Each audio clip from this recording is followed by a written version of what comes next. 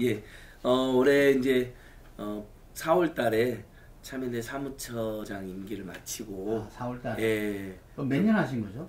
이제 참여대는 99년 1월부터 했습니다. 예. 근데 중간에 이제 박원순 변호사님이랑 희망제작소 일도 하고 그래가지고 참여대를 한 18년 가까이 했었는데요.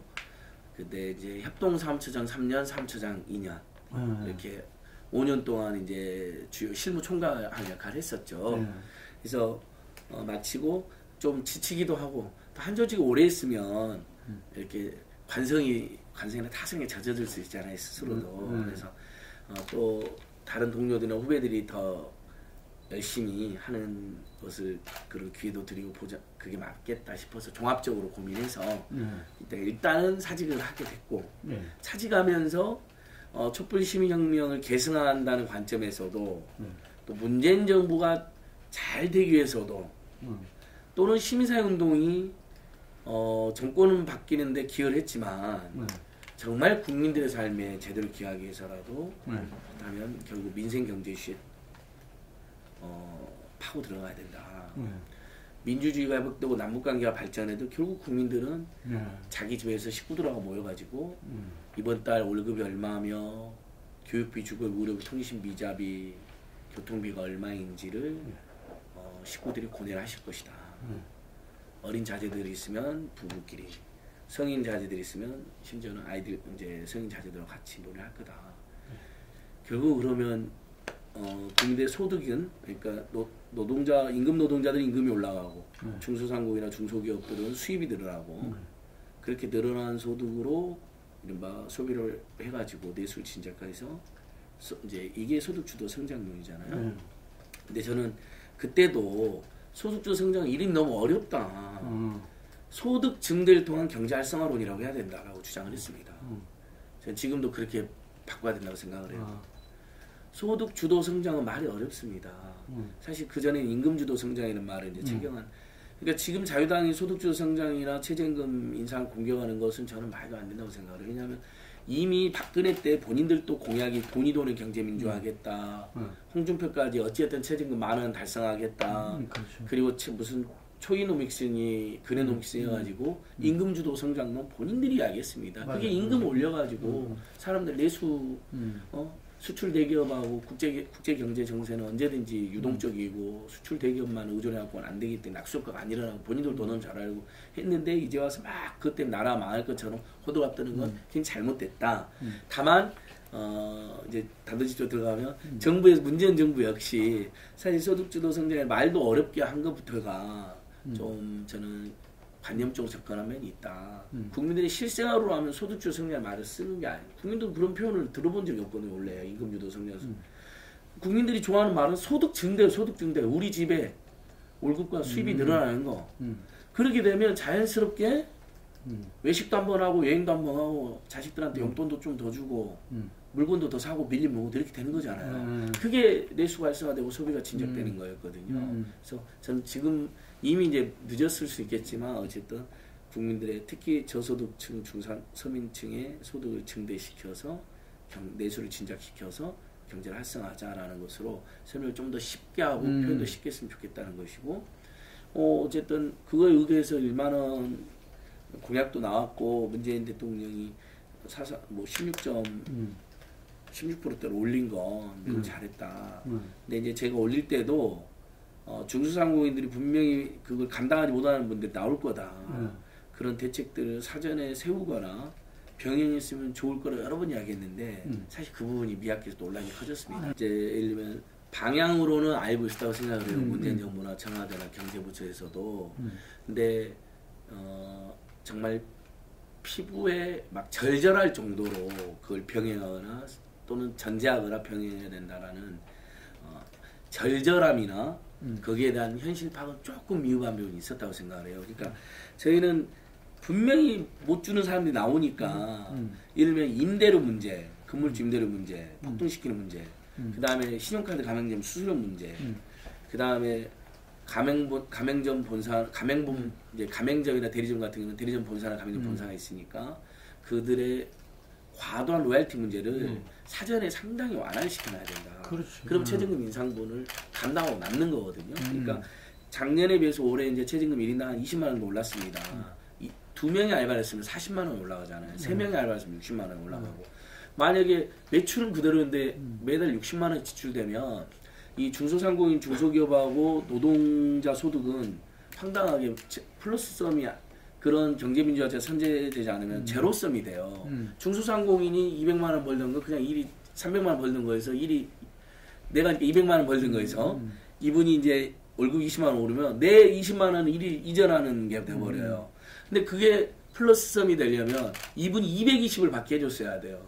그러니까 이번에 시효과는 가맹점수로 극명하게 드러나는 지금 중소상공인들 좋아 비명 지르고 있거든요.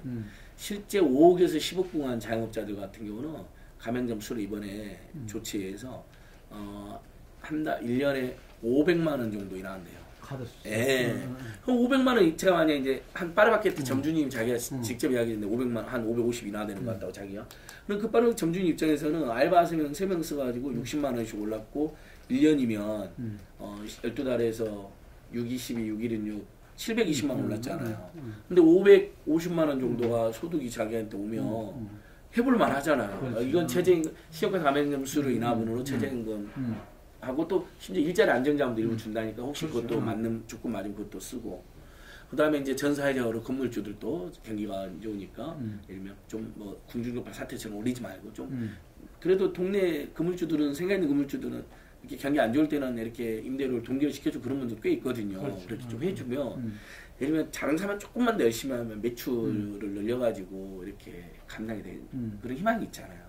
근데 이제 그런 조치들이 너무 없이 임대료 시효카드 가맹점수로 본사가 떼가는 로열티 편의점만 해도 본사가 로열티를 A타입의 경우는 35%를 떼갑니다.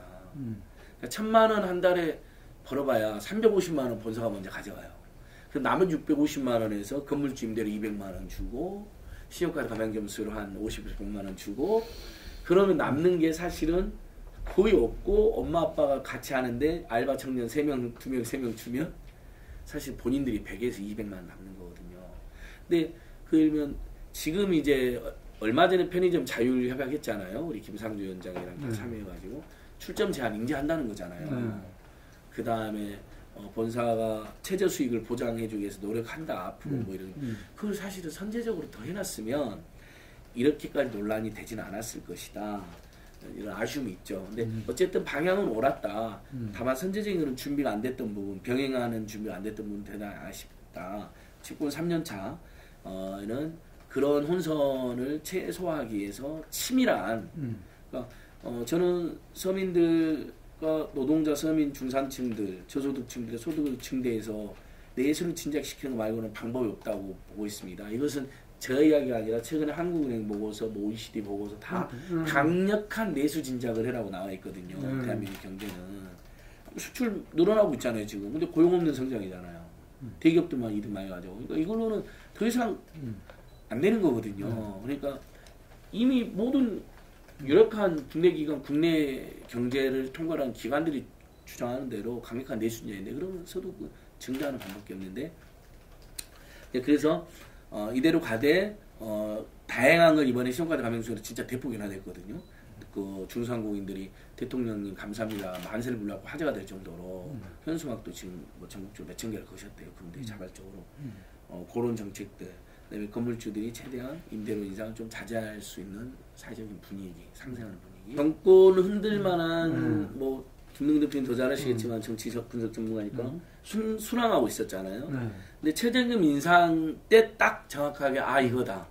편의점주들, 중소상공인들이 못 살겠다 한다. 그러니까 마치 최저임금 인상 때문에 자영업자 다 망할 것처럼 과장하고 경제가 망할 것처럼 흔들어 버리기 시작했고 그걸 이제 정확하게 모르는 분들 입장에서는 뭔가 잘못이 있었나 보다 할 수도 있고 또 우리 이웃들이 중소상공인들 죽겠다고 하니까 정서적으로도 공감이 되는 부분도 있었고 그러니까 그런 부분이 좀 아쉽죠. 근데 이제 그때부터 경제는 무능이라는 프레임을 확 씌워버린 거죠. 그러니까 그렇죠. 그 준비 안 되고 성급하게 무능하게 했다.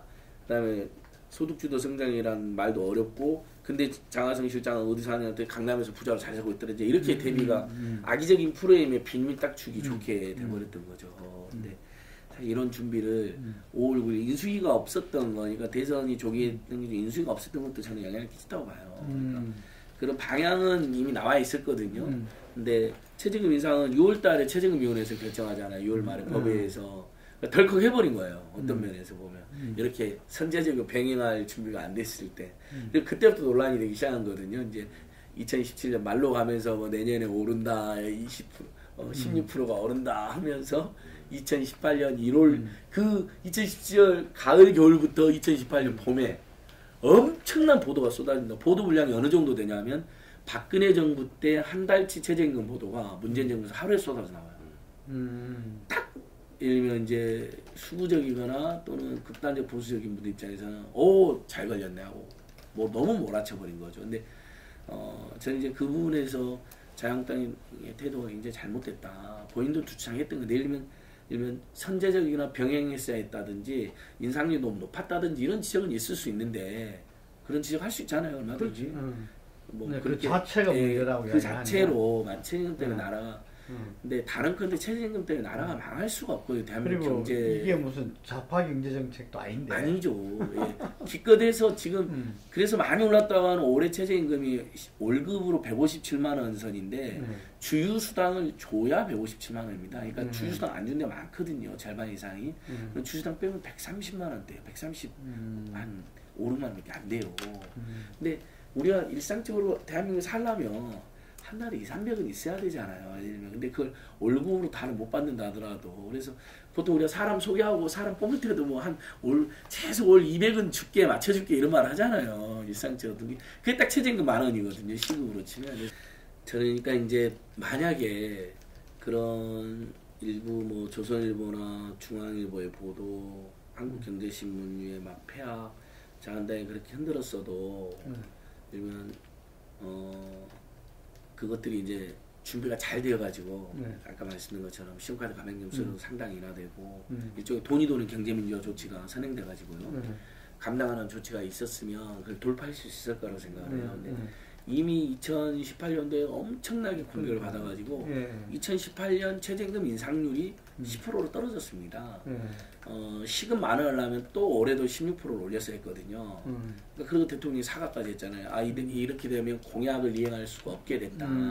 2011년, 2020년에 10,000원을 달성하게 됐는데 그러면 올해 내년까지 16% 정도, 15% 안팎이 올라야 돼요.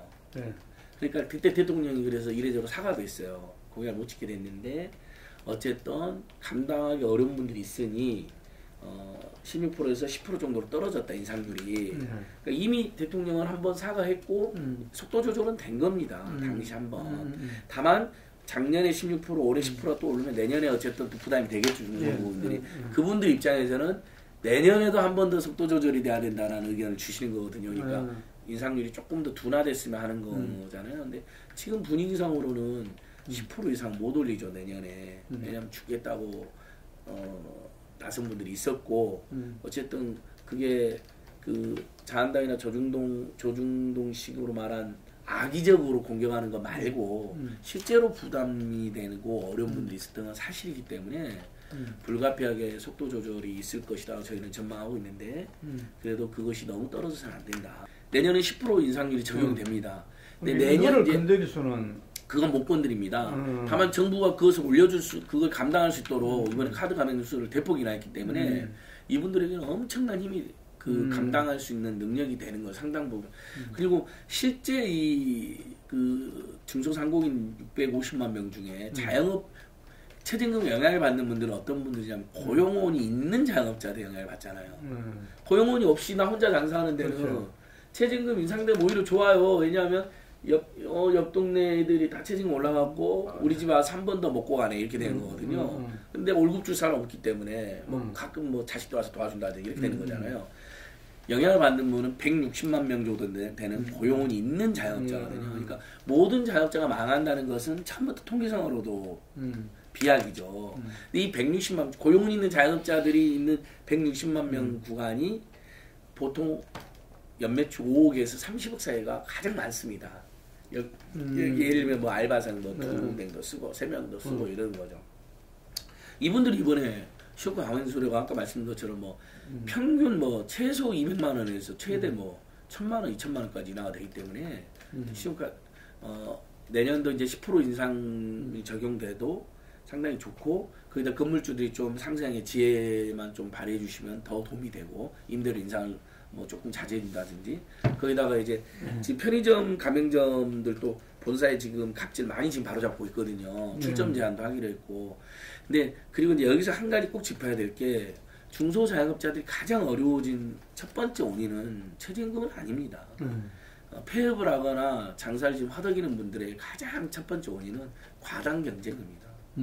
매출이 아니 생각해보세요. 우리도 장사한다고 생각할 때 장사만 잘 되면 매출만 올라가면 뭐 최저임금 그 직원 한 명 20만 원 주는 게 문제가 되겠어. 만약에 내가 막 매출만 막 매달 막 몇백씩 더 100백씩 작년에서 몇백이 늘어난다거나 그러면 20만 원 주고 나쁘잖아 몇백이. 근데 결국은 매출이 제자리 걸음이거나 매출의 속도보다 최저임금 속도가 너무 인상률이 높거나 이럴 때 최저임금이 얄미워지는 거거든요. 중소기업자는 부담이 되는 거고. 그래서 첫 번째로 뽑는 게 과당 경쟁입니다. 그러니까 예를 들면 여기서 혼자 편의점 하고 있었는데 잘 벌고 있었는데 그래도 월급 한 3,400원 먹고 있었는데 바로 옆에 서너씩 들어오면 완전히 편의점 시장 가맹시장 n분의 1 시장이거든요. 진짜 제로섬 딱 정확히 매출이 2분의 1이나 3분의 1이 되는 겁니다. 그러면 최저임금 아이고 나 이제 최저임금 못 주게 생겼네 이렇게 된 거거든요. 근데 늦었지만은 이번에 편의점 업계 앞으로 100m 이상으로는 이제 지금 막 50m 막 다 딱지딱 있는 거 앞으로 100m 이상. 그 전에도 그런 게 한 번 있었었는데 그게 적용이 되다가 폐지가 된 박근혜 정부 때 무슨 과잉 규제라는 식으로 폐지를 했었습니다. 근데 다시 이제 100m 이상으로 팔린 그리고 예전에도 있었을 때도 동일 브랜드에만 적용이 됐어요. 동일 브랜드까지 적용하면 아무 의미가 없죠. 내가 여기서 GS하고 있는데 옆에서 CU가 들어와 버리는데요. 이게 문제잖아요. 결국은 옆에 또 세븐일레븐 들어오고. 근데 이제 이번 자율협약은 100m 타사까지 100m 이상으로 떨어지겠다.